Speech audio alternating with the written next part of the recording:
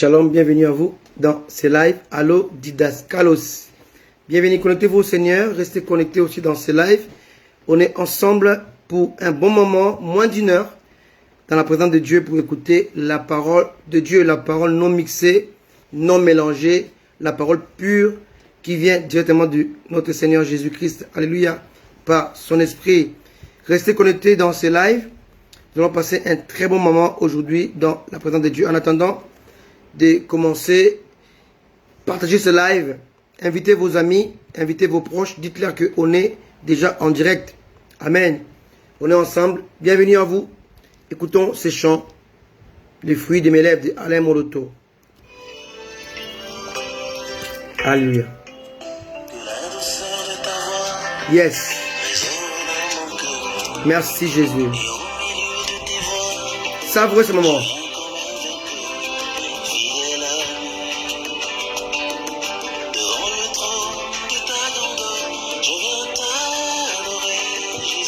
Approchez-vous de Dieu, alléluia. Savourez ces moments.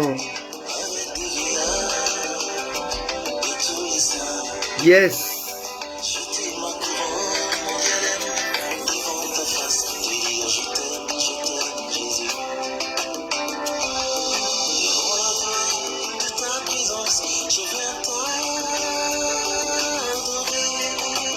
Merci Jésus. Gloire à toi Seigneur. Merci pour ces instants. Merci Adonai. Merci El Shaddai. Yes. Nous te bénissons tendre frère. Merci Jésus. Merci pour ta parole. Merci pour ta parole. Merci pour ton esprit Seigneur. Oh Jésus.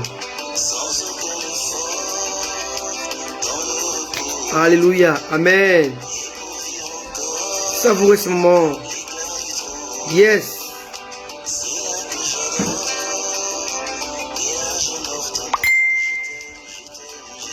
Je t'aime Jésus. Merci. Yes. Me ravis.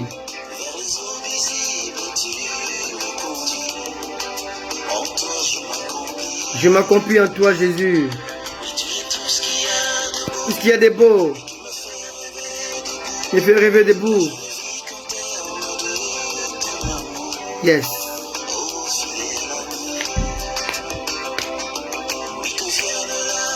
Yes. Bien arrosé.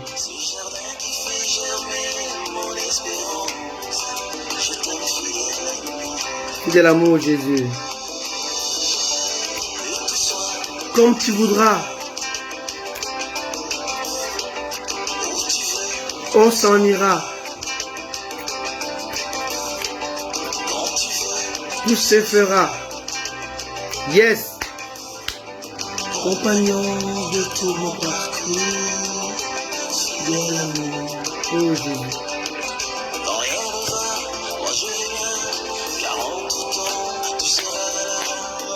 Exactement, Seigneur. Je reste toujours fidèle à toi. Oh, fidèle. Yes. Comme tu voudras.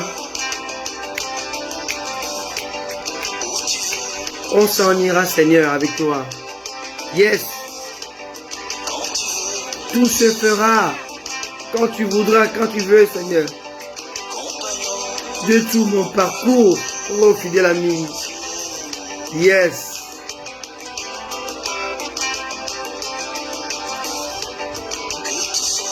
Comme tu voudras. Qu'il soit comme il veut. On s'en ira où il veut. Tout se fera comme il veut. Yes. Compagnon de tout mon parcours. Fidèle amour, fidèle ami. Alléluia. Merci Jésus. Merci Seigneur. Merci Jésus. Alléluia. Alléluia. Fidèle ami, Jésus, l'époux de l'Église. Amen. Gloire soit rendue à notre Dieu. Je veux saluer quand même ceux qui sont là. Ma fille Gerline depuis Paris, ma fille Pacheline depuis la Grande-Bretagne, depuis le Royaume-Uni. Mon épouse Élue, toujours au rendez-vous, toujours là. Ma fille Elisha qui va nous aider à comprendre ce message aussi en anglais. Ma fille Johanna qui est présente là encore ce soir dans le synthé. Amen. On est ensemble, l'équipe est complète. Une équipe bien complète. Et on est ensemble. Alléluia. Et cet après-midi, ce soir, nous parlerons de l'amant de l'Église. L'amant de l'Église. Est-il possible? Oui, bien sûr. Amen. Alors, sans plus tarder, prenons votre Bible dans Éphésiens, chapitre 5. On va commencer par le verset 22. Éphésiens 5, 22 à 27. L'amant de l'Église. Éphésiens 5, 22 à 27. Sois béni, apôtre Patrick depuis les États-Unis. Je te salue. Fils, suis bien ces messages. L'amant de l'Église. Alléluia. Merci Jésus. Merci Adonai. Alléluia. Gloire soit rendue à notre Seigneur, notre Dieu, notre Roi.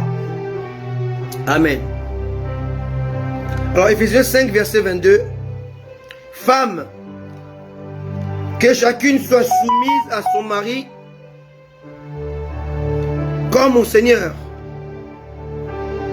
Car le mari est le chef de la femme, comme Christ est le chef de l'Église, qui est son corps, et dont il est le Seigneur, le Seigneur, le Sauveur. Dont il est le Sauveur, pardon. Or, de même que l'Église est soumise à Christ, les femmes aussi doivent l'être à leur mari en toutes choses. Marie, que chacun aime sa femme comme Christ a aimé l'Église et s'est livré lui-même pour elle, afin de la sanctifier en la purifiant et en la lavant par l'eau de la parole, pour faire paraître devant lui cette Église glorieuse, sans tache, ni ride, ni rien de semblable, mais sainte et irréprochable. Jésus viendra chercher une Église glorieuse, une Église qui manifeste la gloire, une Église sans tache, sans ride, et ni rien de semblable, mais une Église sainte, une Église irréprochable. Je répète encore, ce soir, je veux parler de l'amant de l'Église. Quand on parle de l'amant, on fait allusion à l'adultère, à l'infidélité. Alléluia. Est-ce que l'Église d'aujourd'hui est fidèle à Christ? Est-ce que l'Église est soumise à Christ, comme la parole nous dit dans Éphésiens? Alléluia. Jésus compare la relation de l'homme et de la femme entre lui et l'Église. Ma relation avec mon épouse doit ressembler à la relation de Jésus et l'Église. L'amour que j'ai pour mon épouse élue, il doit être comparé à l'amour que Christ a pour l'Église. Et on parle de sacrifice, on parle de la croix, on parle du sang. On parle d'un amour ineffable, un amour parfait, un amour qui donne et qui se donne. Dieu a tant aimé qu'il a donné. L'absence de don dans l'amour annule l'amour. L'absence de don dans l'amour rend l'amour biaisé ou corrompu. L'amour exige le don de soi. Alléluia. L'amour exige la manifestation de la soumission. Femmes, soyez soumises comme Christ et l'Église. Alléluia. Marie aime. Bien aimé, ici, on voit que la soumission est une conséquence. Parce que la cause, c'est l'amour. Lorsqu'il y a l'amour de l'époux, il y a forcément la soumission de l'épouse. Il n'y a pas de soumission sans preuve d'amour. Et les preuves d'amour, c'est les dons de soi. Alléluia. Alléluia. Et Christ a tant aimé l'Église qui s'est donné. On ne l'a pas arrêté. Il s'est donné. On ne l'a pas tué. Il a accepté de mourir. Tout ce qu'il a fait par don, par désir, par dévouement, par volonté. Ils sont venus l'arrêter, ils n'ont pas pu l'arrêter, ils sont tous tombés. Il s'est livré. Ils sont venus pour rompre les jambes des voleurs ou des malfaiteurs ou des brigands à la croix, crucifiés avec Jésus, mais n'ont pas rompu ses jambes, car il a décidé lui-même de rendre l'âme à l'heure qu'il avait choisi. Ils ne l'ont pas tué, il s'est donné. On ne l'a pas arrêté, il s'est livré. L'amour, c'est cela. L'amour, c'est lorsqu'on se livre, on se donne, on se sacrifie. Et ce soir, je parle de l'amant de l'Église. Mais avant d'évoquer l'amant de l'Église, il est important que nous puissions parler de l'amant d'Israël. Et quel était le comportement de Dieu lorsqu'Israël avait un amant. Alléluia. Paul a dit, je suis jaloux de vous parce que je vous ai fiancé à un seul époux. Un seul époux. Alléluia. Il y a deux types de jalousie. Il y a une jalousie pure qui est la conséquence de l'amour. Celui qui aime n'aime pas la rivalité, n'aime pas l'amant, n'aime pas l'amante. L'amour est pur et n'aime pas le mélange. Dieu est jaloux et sa jalousie elle est pure parce que il nous veut seuls, que pour lui il ne partage pas notre amour. Alors Israël aussi a commis la même chose que l'Église aujourd'hui commet. Mais on va voir comment Dieu a réagi. La Bible dit que Dieu est le même hier, aujourd'hui, éternellement. Ce qu'il a fait avec Israël, il peut le faire avec nous. Il est en train de le faire avec nous. Il est fait avec nous. L'amant d'Israël. Israël avait un amant. Israël avait épousé d'autres dieux, d'autres principes. Et lorsqu'on parle de l'amant, on parle de l'adultère. Quand on parle de l'adultère dans la Bible, on parle de l'idolâtrie. Quelqu'un me suit? C'est très important. Aujourd'hui, il y a ce qu'on appelle le mélange du genre. Mélange du genre. On veut mélanger, on veut fusionner des matériaux qu'on ne peut pas fusionner. Voilà pourquoi on parle des statues de Daniel, de Nebuchadnezzar. Et on voit que le fer était mélangé avec le rein, avec le bronze, avec l'argent.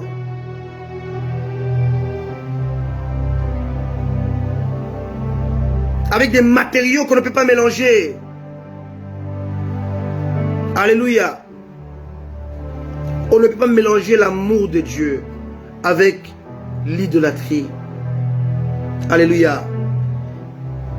Si on regarde dans Jérémie 32, Jérémie chapitre 32, versets 27 à 35, on voit comment Dieu parle. Comment Israël est est rentré, a dévié, l'a abandonné pour aller vers un autre amant, vers d'autres amants.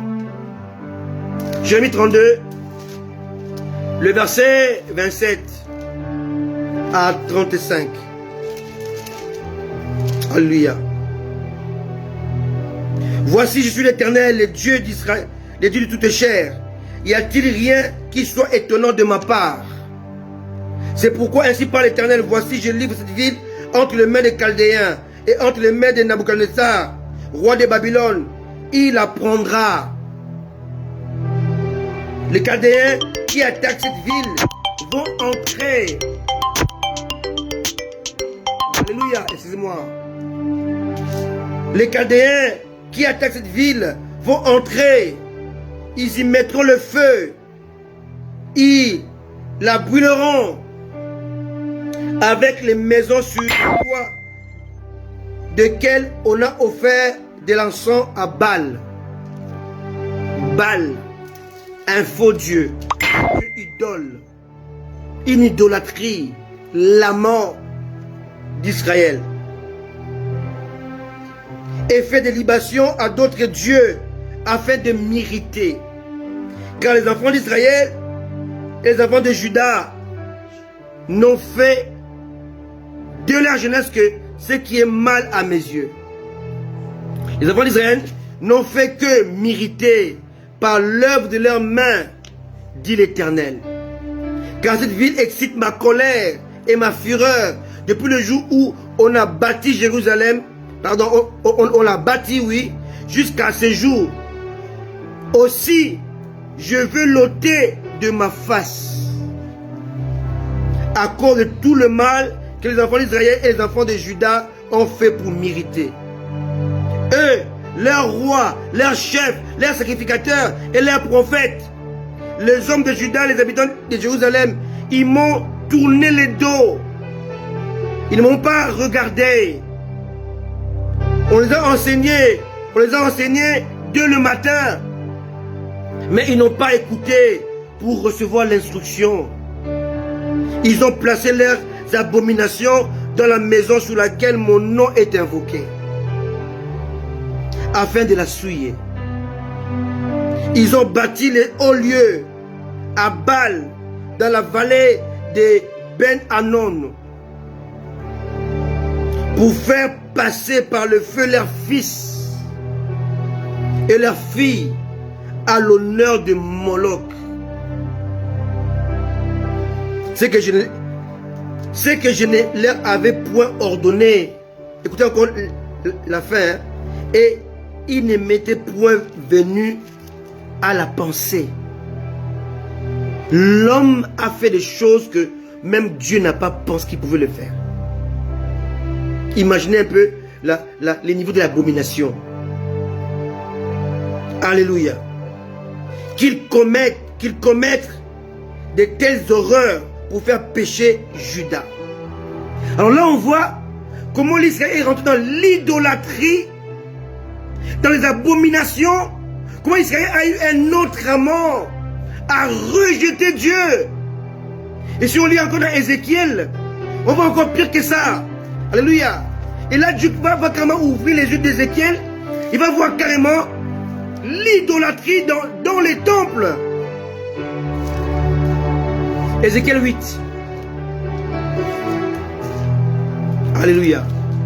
Je vais introduire avant de rentrer dans le sujet. Ézéchiel 8, verset 5. Il me dit, fils de l'homme, lève les yeux du côté de septentrion. Je levai les yeux du côté de septentrion, et voici cette idole de la jalousie était au septentrion de la porte de l'autel, à l'entrée. Il me dit, fils de l'homme, vois-tu ce qu'ils font? Les grandes abominations que commet ici la maison d'Israël pour que je m'éloigne de mon sanctuaire.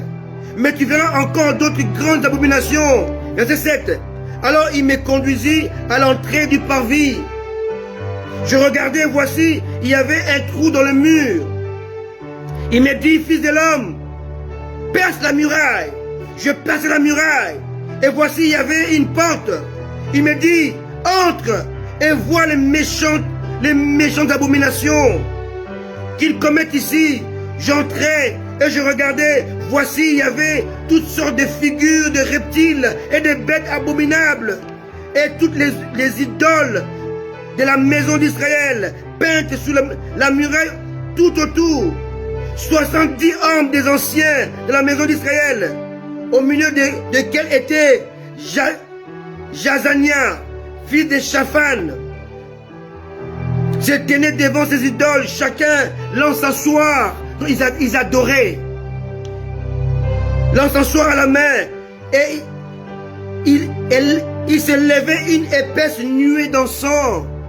Ils adoraient les idoles dans les temples. Il me dit, fils de l'homme, vois-tu ce que font dans les ténèbres les anciens de la maison d'Israël, chacun dans sa chambre peinte des figures, car ils disent, l'Éternel ne nous voit pas.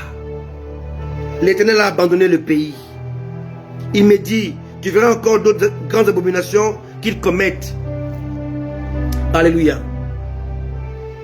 Verset 14. Il me conduisit à l'entrée de la porte de la maison de l'Éternel, du côté du septentrion. Et voici, il y avait là des hommes assis, des femmes assises, pardon, qui pleuraient Tammuz. Un autre dieu idole, divinité phénicienne et syrienne. Alléluia.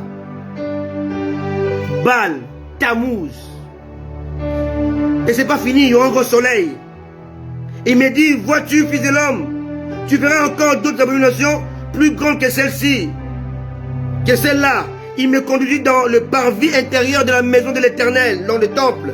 Et voici, à l'entrée du temple de l'Éternel, entre le portique et l'autel, il y avait environ 25 hommes, tournant le dos au temple de l'Éternel et le visage vers l'Orient. Vers l'Orient. Et ils se prosternaient à l'Orient devant le soleil. Ils adoraient le soleil. Il me dit, vois-tu, fils de l'homme, est-ce trop peu pour la maison de Juda de commettre les abominations qu'ils commettent ici? Faut-il encore qu'ils remplissent le parvis des violences et qu'ils ne cessent de m'irriter? Voici, ils s'approchent.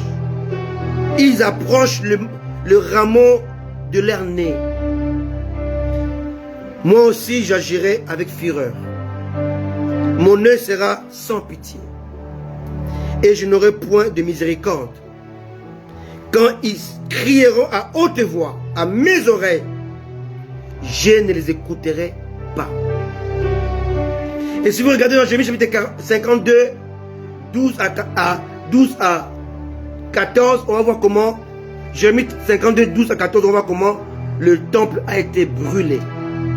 La ville détruite à cause de l'idolâtrie, à cause d'un autre amant, à cause des amants qu'Israël avait embrassés, à cause de l'adultère spirituel.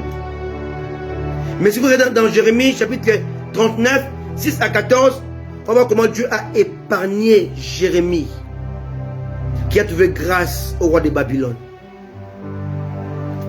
Il n'est pas ici question de mettre dans un sac tout le monde. Il est question de comprendre la parole de Dieu. Lorsqu'un peuple s'écarte de la voie de Dieu, il y a toujours un reste. Et Élie croit qu'il était seul. Dieu a dit, j'ai encore 7000 fidèles à moi, qui marchent dans la droiture, mais qui sont cachés. L'Église a un problème, comme Israël. Alléluia.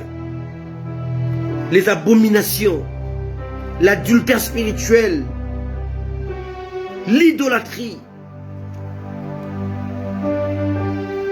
Et on va voir que Dieu a détruit, a fait détruire les joyaux, son temple, qui était un joyau à cette époque-là. À l'intérieur, il y avait de l'or. Une architecture extraordinaire qui attirait le monde entier. Le temple de Salomon. Alléluia. construit en 7 ans. Mais Dieu l'a fait détruire. Là où il a dit, j'habiterai là. Comme il a fait avec les tabernacles de Moïse. Alléluia. Avec les temples. La Bible dit, le temple a été brûlé en 587 avant Jésus-Christ. Ils l'ont reconstruit en 520. C'est encore brûlé une deuxième fois en 70 après Jésus-Christ.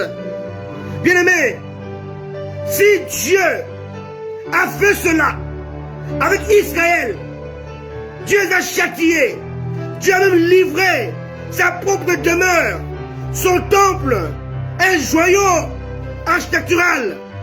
Si Dieu l'a fait, croyez-vous vraiment que Dieu peut accepter aujourd'hui toutes les abominations que l'Église commet aujourd'hui? Le croyez-vous? Le croyez-vous? Si Dieu a livré celui que Dieu a appelé lui-même mon premier-né, Israël, il envoie Moïse, il dit à Pharaon de libérer, de relâcher mon fils premier-né, mon premier-né. Israël était le cœur de Dieu, le préféré de Dieu, l'œil, la prunelle de l'œil de Dieu. Mais à cause de l'adultère spirituel, à cause de l'amant, à cause des amants, à cause des faux dieux, Dieu a préféré les livrer, les exterminer et épargner les fidèles. Et la Bible dit, Dieu est le même hier, aujourd'hui et éternellement. L'église est dans l'adultère. Je parle de l'église définitive, non pas primitive, finitive. L'église du temps de la fin est dans l'adultère, mais la plus atroce. Aujourd'hui, on bénit dans les églises les homosexuels, on bénit dans les églises le marié que la famille ignore. Le pasteur bénisse des couples qui ne sont pas mariés dans leur famille. On les bénit à l'église. Quelle abomination! Papa n'est pas d'accord, maman n'est pas d'accord. Mais l'homme et la femme qui sont d'accord, ils vont à l'église pour être bénis. C'est une abomination devant Dieu. Et l'église aujourd'hui adore les hommes de Dieu, adore leurs pasteurs, adore leurs leaders. L'abomination dans l'église de la même manière qu'Israël a commis les mêmes abominations qui ont hérité Dieu, qui ont mis Dieu en colère. Dieu a brûlé sa propre maison. Il a fait brûler par les Chaldéens. Dieu l'a fait. Et l'église aujourd'hui a une fausse perception de la grâce. Alléluia. De nos jours, l'église est dans l'adultère. L'église a un amant. L'église a un deuxième époux en dehors de Christ. L'église triche avec son époux. L'église a abandonné celui qui est mort pour elle. L'a laissé tomber, l'a rejeté. Aujourd'hui, l'église est séduite par un amant qu'on appelle le monde. Alléluia. Alléluia. Qui est devenu son nouvel époux. Le monde qui lui apporte les artifices charnels, passagers et mortels. L'église a rejeté les sacro-saints, la piété, la sainteté. Voilà pourquoi les chrétiens sont à l'aise dans un environnement pollué, corrompu. Voilà pourquoi les chrétiens aujourd'hui sont conquis par le monde. Les chrétiens sont en train d'imiter le monde, marcher avec le monde main dans la main. Le chrétien a perdu son caractère de pèlerin. Un enfant de Dieu est un pèlerin, un passager. Le monde est un lieu de transit, non pas un lieu où on doit s'établir. Ce n'est pas un lieu d'établissement. Nous avons une destinée. On doit être revêtu d'un caractère qu'on appelle le caractère des pèlerins. Cela doit m'habiter. Je suis de passage. Je suis en transit. Ce n'est pas ma destinée. Le monde est juste passager. Cette semaine, je dis à mes enfants, mes chéris, vous devez choisir entre vivre dans le monde pendant 70 ans, 100 ans, rejeter Dieu et aller dans le feu éternel pendant l'éternité. La vie sur la terre, elle est courte. Elle ne dépasse pas 100 ans. Même si elle dépasse 100 ans, elle ne dépasse pas 200 ans. La vie sur la terre est limitée. Il y a une autre vie après la terre. Il y a une autre vie après cette vie. Il y a une autre vie après la mort. Il y a une autre vie que Dieu a réservée pour les élus, pour son église, pour son peuple. Cette vie-là, elle est sans fin, elle est éternelle. Veux-tu sacrifier l'éternité par rapport aux jouissances des 100 ans, des 50 ans? Veux-tu sacrifier le meilleur face aux passagers, le meilleur, l'excellence face au temporaire? Je te pose la question, je nous pose la question, je nous pose la question. Voulons-nous sacrifier le temporaire en comparaison avec l'éternité? L'église est un amant. L'église vit dans l'adultère. Et Dieu ne peut pas se taire. Voilà pourquoi il a suscité des hommes comme nous. Des hommes comme nous. Nous vous rappelons cela. L'église est corrompue. L'église est séduite par le monde, par le diable. Le diable lui miroite des choses, mais des choses passagères, éphémères, qui ne vont pas durer éternellement. Alléluia. Le peuple de Dieu aujourd'hui s'éternise sur la terre, veut s'éterniser sur la terre. Une terre qui est vouée à la destruction. Une terre qui est vouée à la destruction, c'est écrit dans la parole de Dieu. Cette terre sera détruite. Si vous lisez dans l'Apocalypse, on dit il y a une nouvelle terre, un nouveau ciel. Dieu va tourner ça comme une page. Il va l'enlever comme on tourne la feuille. La page va être tournée. Et les chrétiens ont perdu ce caractère de pèlerin. Ils veulent s'enrichir, être grand, être servi, avoir les honneurs. Mais dans un temps limité. Ils ont oublié qu'on est pèlerin. Notre vie se trouve au-delà de la mort, au-delà de cette vie. Cette vie-là, elle sera sans fin, sans limite.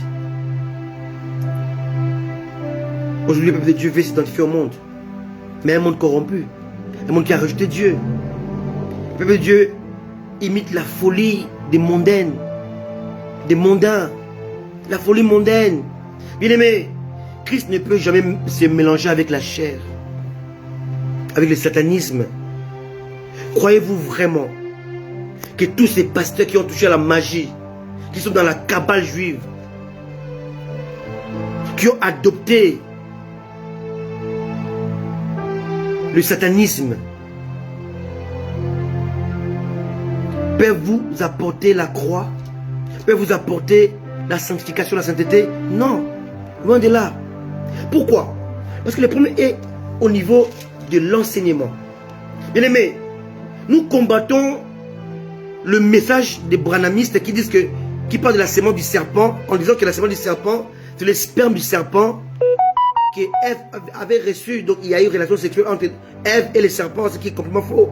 Parce que la Bible dit clairement que lorsque Ève et Adam ont eu Caïn, ils l'ont eu avec la faveur de Dieu, avec l'appui de Dieu. Donc ce n'était pas le serpent. Mais eux ils disent que c'était la sémence du serpent. Mais en réalité la sémence du serpent existe. C'est quoi une sémence? Une sémence, c'est une parole. C'est un enseignement. Toute parole, tout enseignement est une sémence que vous recevez. Soit ça va vous amener dans la perdition, soit ça va vous conduire dans la vie éternelle avec Christ. Tout ce que tu écoutes, tout ce que tu entends, s'établit en toi comme une sémence. Voilà pourquoi il ne faut pas donner vos oreilles à n'importe qui. Si quelqu'un vient te calomnier l'autre, un ami, dans tes oreilles, ça va faire dans ta tête, dans ton esprit, une sorte de sémence. Et ça va commencer à pousser et à pousser en forme de haine, de méfiance, de colère, d'amertume. Parce que tu as prêté ton oreille pour écouter la calomnie. Tes oreilles ne sont pas des poubelles pour recevoir n'importe quelle sémence. Alléluia. La sémence du serpent, ce n'était pas que le serpent est parti avec Ève sexuellement, non. C'est des sémences que le serpent a trompé Ève. Le serpent l'a menti, l'a dupé. Ève a mordu la sémence du serpent. Ce n'était pas une relation sexuelle. Ce n'était pas une relation sexuelle, c'était ce qu'il avait écouté. Ève a mangé la sémence du serpent avec ses oreilles, pas avec son sexe. Et elle a consommé avec son cœur. Alléluia. L'église a reçu la sémence du serpent, le mensonge du diable. Alléluia. Aujourd'hui, il y a un message qui est déformé aujourd'hui à l'église. C'est le message de la grâce. La grâce est très mal comprise et très mal enseignée. Alléluia. Lisons Jude 4. Jude, c'est juste avant l'Apocalypse. Avant l'Apocalypse, Jude, il y a un seul chapitre dans le verset 4. Jude 4.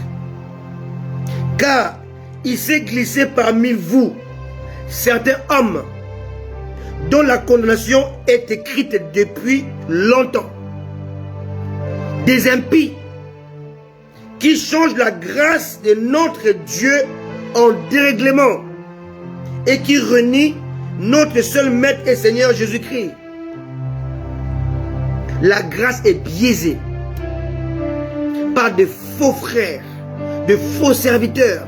La grâce est mal enseignée, elle est mal comprise. On a l'impression que, comme nous sommes sous l'ère de la grâce, il n'y a pas de châtiment. Alors dites-moi un peu, si c'est le cas, pourquoi Dieu a-t-il tué Ananias et Saphira? C'était pendant la loi ou pendant la grâce? Où commence la grâce? À la croix. Et ce couple est mort quand? Avant ou après la croix? Après la croix. Alléluia. Alléluia. Donc il y a un châtiment de deux personnes qui avaient menti au Saint-Esprit et l'Esprit les a tués. Sous la grâce.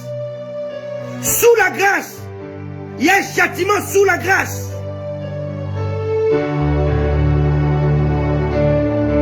Paul a dit, je combats, non pas en frappant l'air. Je cours, non pas comme à l'aventure, mais je traite durement mon corps. Je le tiens assujetti pour ne pas être désapprouvé après avoir prêché aux autres. Paul le dit sous la grâce. Alléluia. La grâce est mal prêchée. C'est quoi la grâce? La grâce est une ère, est une saison, est une dispensation, est un âge qui a un début et une fin. Je répète, la grâce a un début et une fin comme la loi. Il y avait le début de la loi et la fin de la loi. La Bible dit que Christ est la fin de la loi. Le début c'est Moïse, la fin c'est Christ. C'est ça la loi. Alléluia. Mais la grâce vient avec l'action de l'Esprit. La grâce vient avec l'action de l'Esprit. La grâce commence par l'œuvre de l'Esprit.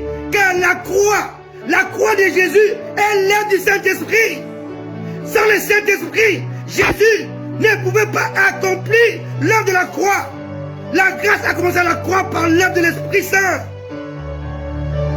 Et l'autre esprit va quitter ce monde. La grâce va cesser. Je dis bien, l'esprit va enlever l'église pour la présenter à Jésus l'époux.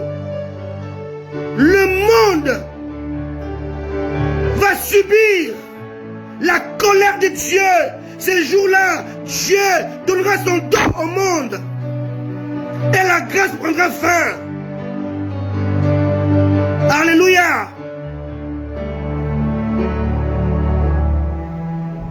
Quelqu'un a dit, je crois que Kathryn Kuhlman a dit, quand l'esprit va quitter cette planète, je ne vais pas rester une seconde de plus. Parce que ce sera la catastrophe. Ce sera l'ère de l'antichrist. Ce sera l'ère du diable. Ce sera l'ère des ténèbres. Alléluia. Ça va durer 7 ans. Mais 7 ans de souffrance. Et Jésus a dit, si ces 7 ans n'étaient pas réduits à 7 ans, personne ne serait sauvé. Car il y aura des choses que le monde n'a jamais connues depuis Adam jusqu'à aujourd'hui. Je vous conseille de ne pas subir ces jours-là, ces temps-là de douleur. Alléluia. Alléluia. Dans ces temps-là, Dieu va rentrer en jugement avec son peuple Israël. Tu n'es pas Israël, tu es Église. Donc ça ne devait pas te concerner, ces trucs-là. Tu es appelé à être enlevé. Les 7 ans-là, Dieu va rentrer en jugement avec son peuple pour le sauver, pour le ramener, pour le régreffer à nouveau. Ça ne te concerne pas. Tu es Église. Tu es appelé à être glorifié. Tu es appelé à être sainte. Tu es appelé à être enlevé. Ces temps ne te concernent pas. Ça concerne Israël qui va rentrer en jugement avec Dieu, qui doit accepter maintenant Christ qui savait rejeter et crucifier. Alléluia. Quelqu'un me comprend? Ce temps est réservé à Israël, pas à l'Église. Dieu a dit, Paul dit dans Thessaloniciens, Dieu ne nous a pas destinés à la colère, mais à la possession du royaume. Alléluia. Alléluia. On m'avait fini, mais écoutez un tout petit peu encore ce message sur la grâce. La grâce est une dispensation, est une ère qui marche de pair avec l'ère de l'esprit. Alléluia. Cela a pris effet à la croix, comme je l'ai dit. Alléluia. Mais la grâce ne veut pas dire l'inexistence du châtiment. Non, pas du tout. Pas du tout. Sinon, pourquoi Dieu a tué Ananias et Saphira? Pourquoi? L'auteur de l'Épître aux Hébreux, d'autres pensent que c'est Paul, d'autres non, dit dans Hébreux 10, écoutez, hein, et cet auteur écrit sous la grâce, pendant la grâce, dans l'âge de la grâce. Il dit ceci. Hébreux 10, verset 29. Car si nous péchons volontairement, moi je vais ajouter sous la grâce. Je répète, car nous péchons volontairement, moi j'ajoute sous la grâce, parce que c'est écrit sous la grâce. Après avoir reçu la connaissance de la vérité, il ne reste plus de sacrifice pour le péché, mais une attente terrible du jugement et l'ardeur d'un feu qui dévorera les rebelles. Celui qui a violé la loi de Moïse meurt sans miséricorde. Écoutez-moi la comparaison. Hein? Celui qui a violé la loi de Moïse meurt sans miséricorde. Oh, il compare. L'auteur compare. Vous devez bien lire la Bible. Hein? Il faut bien lire la Bible. Sur la déposition de 2 ou de 3 témoins. Là, on parle de la loi de Moïse. Il meurt sans miséricorde. C'est seulement 2 ou 3 témoins qui témoignent contre lui. Mais il poursuit. De quel pire châtiment pensez-vous que sera jugé digne celui qui aura foulé aux pieds? Maintenant, il montre aussi que la grâce est pire que la loi. Ici, on est dans une étude comparative. Étude comparative. Il meurt sans miséricorde. C'est moi 2 ou 3 témoins contre lui. Mais maintenant, de quel pire châtiment? Donc, il montre que ça sera pire sous la grâce. De quel pire châtiment pensez-vous qu'il sera jugé digne celui qui aura foulé aux pieds le Fils de l'homme, le Fils de Dieu, qui aura tenu pour profane le sang de l'alliance, par lequel il a été sanctifié, et qui aura outragé l'esprit de la grâce. Bien aimé, ces 3 choses, ça veut du péché impardonnable. Ces 3 choses-là, je répète. De quel pire châtiment celui qui aura foulé aux pieds le Fils de l'homme, c'est quoi? se rejeter sa main tendue, renier la croix, refuser la croix, refuser le sacrifice de Jésus. Premièrement. Deuxièmement, tenir pour profond les sangs de l'alliance. Aujourd'hui, les sangs de Jésus-Christ, les gens même les vendent. Les Nigériens les vendent, on vend les sangs. Bien aimé, faire ça, c'est tenir pour profond les sangs de Christ. Croire que le sang de Jésus-Christ est profane, donc, et comme tout le sang animal. C'est dangereux, c'est impardonnable. C'est impardonnable sous la grâce.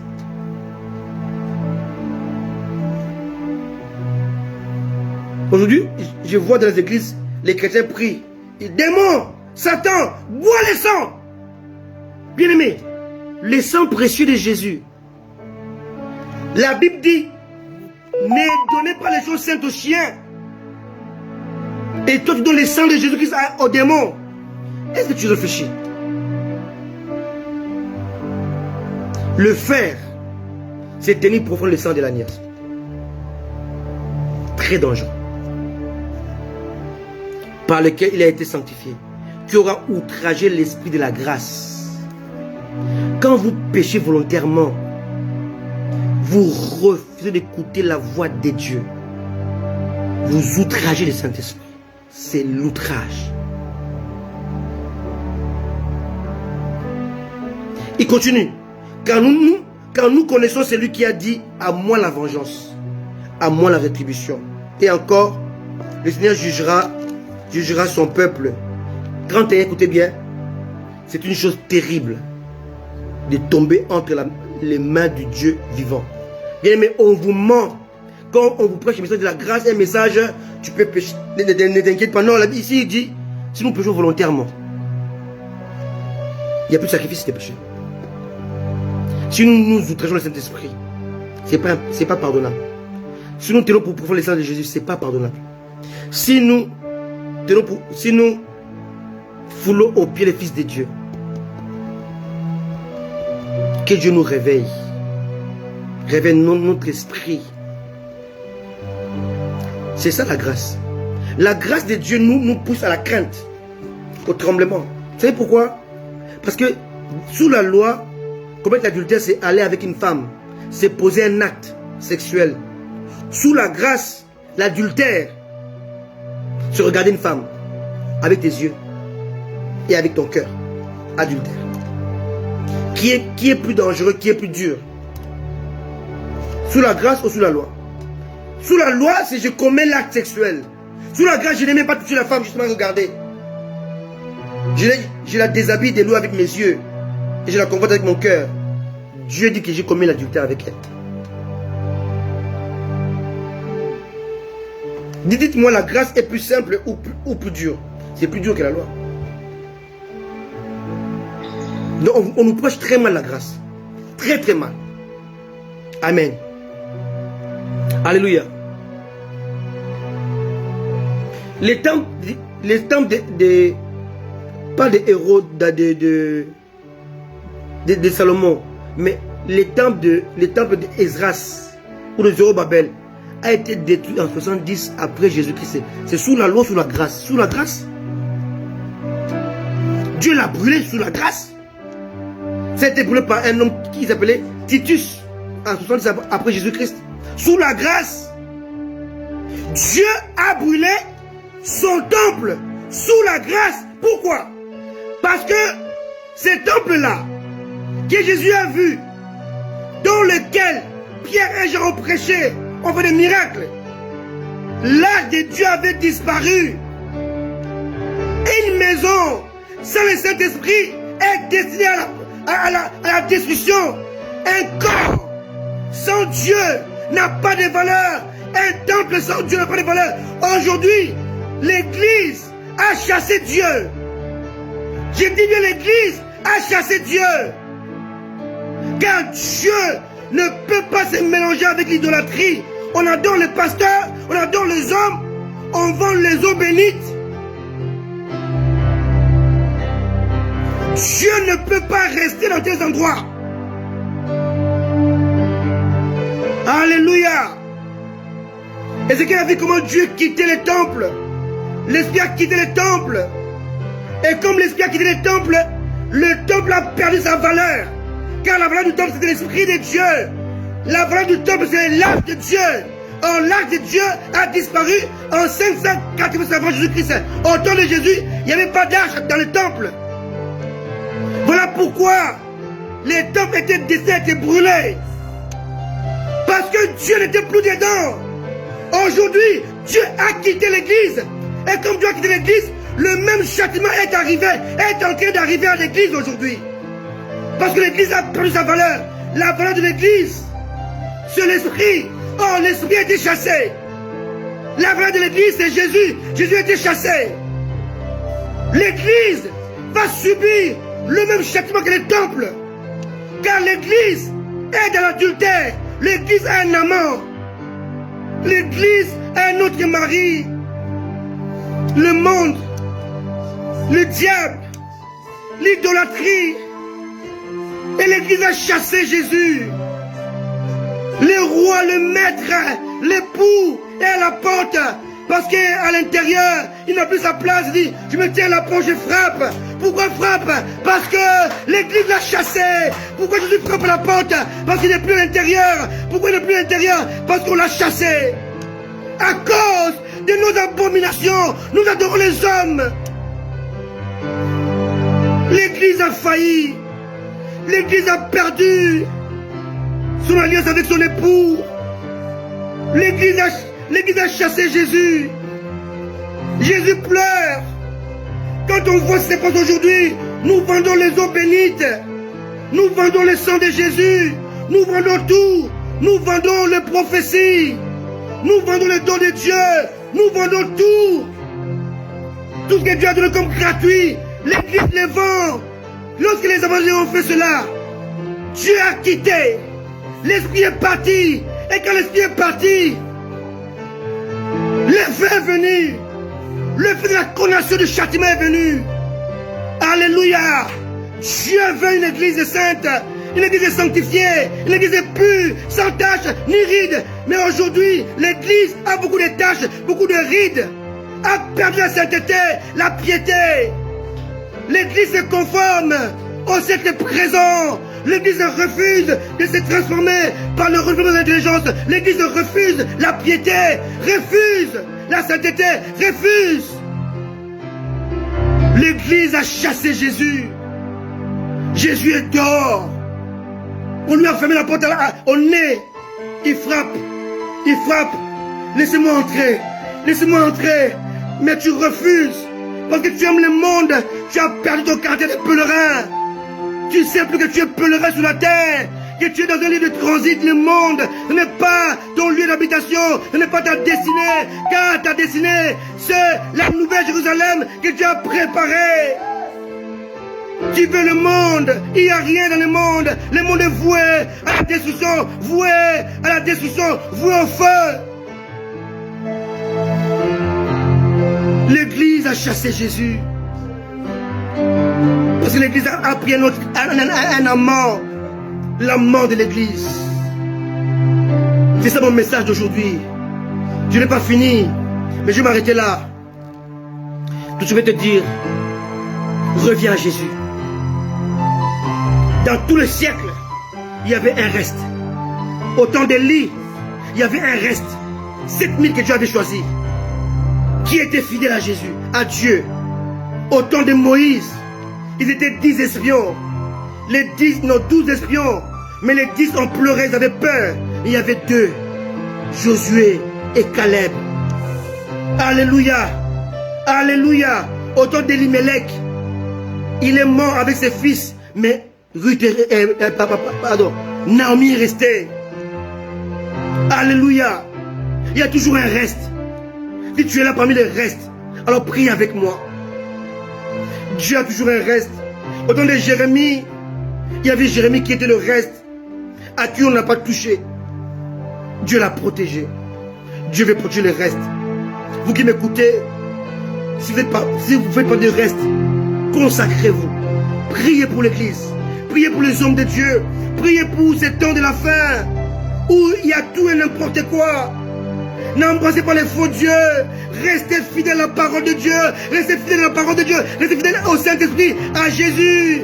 Réinvitez-les qu'ils reviennent s'installer, car l'église l'a chassé. Jésus ne se trouve plus dans aucun bâtiment aujourd'hui sur la terre. Aucun bâtiment. Aucune église bâtie par l'homme. Dieu n'est plus dedans. Dieu n'est plus dedans. Dans vos salles, dans vos temples, il n'est plus dedans. Dieu est dans le cœur. Ouvre ton cœur. Laisse-le entrer. Car l'église bâtiment est souillée aujourd'hui. Car l'église bâtiment a adopté un amant, un autre époux, qui n'est pas Jésus. Un époux qui aime les honneurs, un époux qui l'amène dans la perdition. Mon thème, l'église est un amant. Mais la grâce de Dieu, lorsqu'elle vient, lorsqu'elle est comprise, elle renforce notre crainte, notre tremblement, notre dévotion, notre dévouement, notre engagement dans l'œuvre de Dieu. La grâce de Dieu dope notre piété, notre empressement. La grâce de Dieu nous rend sérieux dans l'œuvre de Dieu. La détermination. La grâce de Dieu nous pousse à crucifier la chair. Elle est traitée durement. Elle n'est pas la cajoler, mais à les crucifier tous les jours. C'est ça la grâce de Dieu. Aujourd'hui, l'église est comme le panier de crabes. L'église est devenue comme un panier de crabes, bien aimé. Tu peux quitter la France, aller en Allemagne, aux États-Unis, où tu veux, mais prends un panier, mets les crabes dedans. Tu peux être sûr que aucun crabe ne va échapper. Vous savez pourquoi? Parce que les paniers de crabes, aucun crabe ne s'échappe. Parce que celui qui essaie de monter, les autres crabes vont s'agripper à lui pour le tirer encore vers le bas. L'église est devenue le panier de crabes. Bientôt, peut-être mercredi prochain, je parlerai des paniers de crabes. Je vais vous expliquer ça en détail. L'église est devenue comme ça. Panier de crabes. Quand quelqu'un monte, on le tire vers le bas. Quelqu'un commence à exceller, on le critique, on le décourage. Panier de crabes. Alléluia. Panier de crabes. Alléluia. Un mauvais esprit. Esprit de nuisance. Esprit de peau de banane. Beaucoup vont m'écouter aujourd'hui. Hein? Beaucoup d'hommes de Dieu vont m'écouter.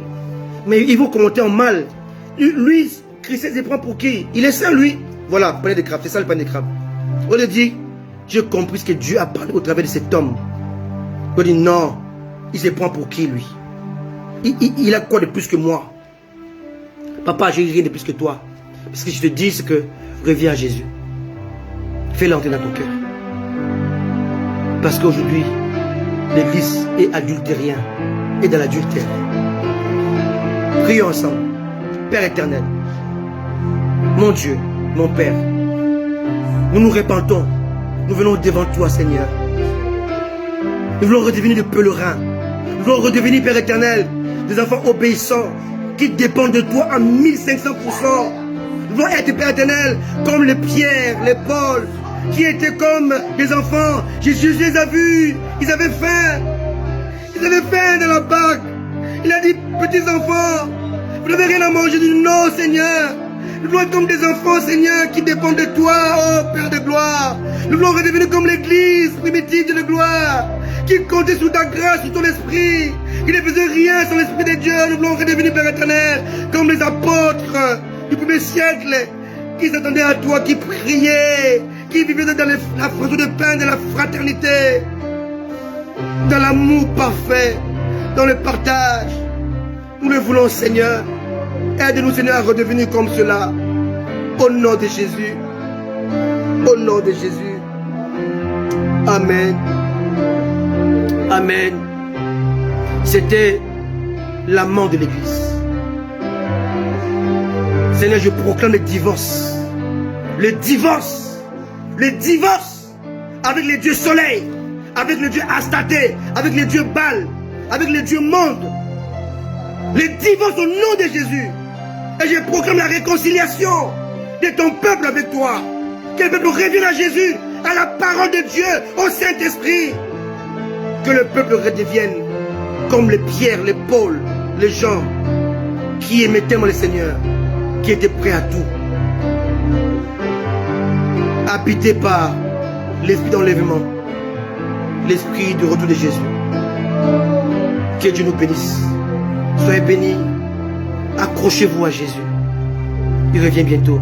Abandonnez tout ce qui est futile et formaliste, tout ce qui est mondain. Retenez bien, tu dois réadapter ton caractère. Tu es un peu le rein. Tu es un peu le rein. Ce monde ne t'appartient pas. Ce monde, c'est le transit. Tu es un peu le rein. Tu appartiens à la Nouvelle Jérusalem qui va descendre du ciel. C'est ça ta cité. C'est ça ton pays. C'est ça ta nation. C'est ça ta ville. C'est ça là où tu es destiné. Soyez bénis. Accrochez-vous à Jésus. Avec mon épouse élue, nous vous aimons. Et nous vous promettons que tous les mercredis, tous les dimanches, nous vous parlerons de Jésus. Nous vous ramènerons la bonne parole pour vous ramener à Jésus. Pour l'enlèvement de l'Église. Soyez divinement bénis, comme dit si bien ma chère, très chère Solange Elia. Soyez divinement bénis. Soyez bénis, je vous aime. Nous vous aimons. Accrochez-vous à Jésus. Mets sur le cœur. À très bientôt. Bye bye.